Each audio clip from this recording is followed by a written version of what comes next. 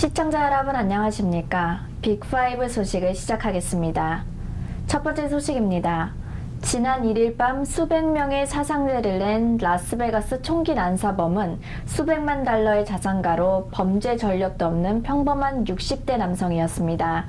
이슬람 과격단체 IS는 자신들이 배후에 있다고 주장했으나 현재까지는 아무런 연관성도 발견되지 않았습니다. 미국 경찰은 범인이 단독으로 범행을 저지른 것으로 추정하고 있습니다. 총기 사건의 용의자 64살 스티븐 패덕은 라스베가스 만달레이 베이 호텔 32층에서 맞은편 야외 콘서트장을 향해 수백 발의 총기를 난사했습니다. 아직까지 그의 범행 동기를 설명할 만한 뚜렷한 이유는 드러나지 않아 의문만 커지고 있습니다.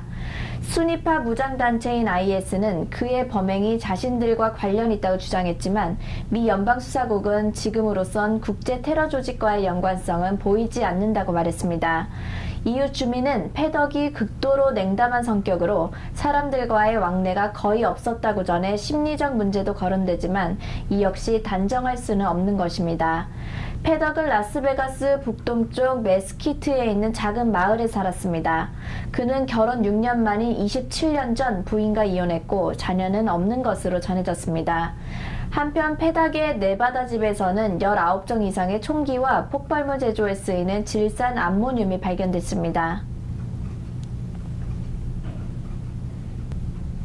한편 서북미를 비롯한 전 미국이 지난 1일 발생한 라스베가스 총격 사건 피해자와 피해자 가족을 돕기 위해 발벗고 나선 가운데 서북미 지역 혈액은행이 라스베가스 병원에 공급할 수혈용 피가 충분하지 않은 것으로 나타났습니다. 서북미 지역 90개 이상의 병원에 수혈용 혈액을 공급하는 비영리 단체인 블러드워크 노스웨스트는 이번 사건 피해자들에게 며칠간 공급할 혈액 지원을 요청받았다고 밝혔습니다. 이에 이 기관은 다른 모든 혈액형을 가진 환자들에게 수혈할 수 있어 총각을 다투는 재난 시 가장 빠르게 수혈 가능한 혈액형인 O형의 혈액을 제공했다고 전했습니다. 하지만 라스베가스에 혈액이 계속 필요함에 따라 당장 이 지역 환자에게 필요한 혈액을 확보하지 못하고 있는 것으로 알려졌습니다. 시애틀 지역의 혈액 재고량은 지난 6개월간 만성적으로 부족 상태를 보여왔습니다. 블러드워크 노스웨스트 측은 현재 시애틀 지역 혈액 재고량은 무척 낮은 수준으로 앞으로는 다른 지역의 혈액센터의 지원에 의지해야 하는 상황이라고 사태의 심각성을 밝히고 환자가 필요로 할 때 혈액을 준비할 수 있도록 지역 주민들이 헌혈을 통해 혈액 확보에 도움을 달라고 호소했습니다.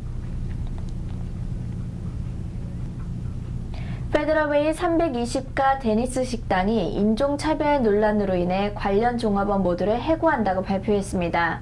목격자에 의하면 지난 28일 데니스 직원은 한 흑인 그룹에게 식사가 나오기도 전에 음식값을 먼저 지불해달라고 요구했습니다. 하지만 백인이 앉은 좌석에는 같은 요구를 하지 않았습니다. 해당 종업원은 흑인 그룹이 과거에 음식을 주문한 후 식사비를 지불하지 않은 적이 있어서 매니저가 그들에게 식사 전에 먼저 식사비를 지불해 줄 것을 요구했다고 설명했습니다.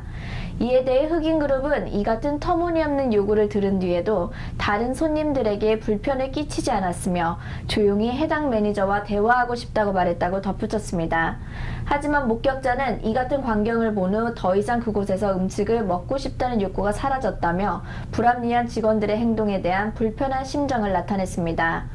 이로 인해 데니스 체인점 본사는 사건의 내막을 조사한 후 명백한 인종차별임을 확인하고 해당 체인점 사건 관련 종사자들을 모두 해고시키기로 결정했습니다. 스타벅스가 매장 내 판매를 보다 강화시키기 위해 온라인 스토어를 잠정적으로 폐쇄하기로 결정했습니다.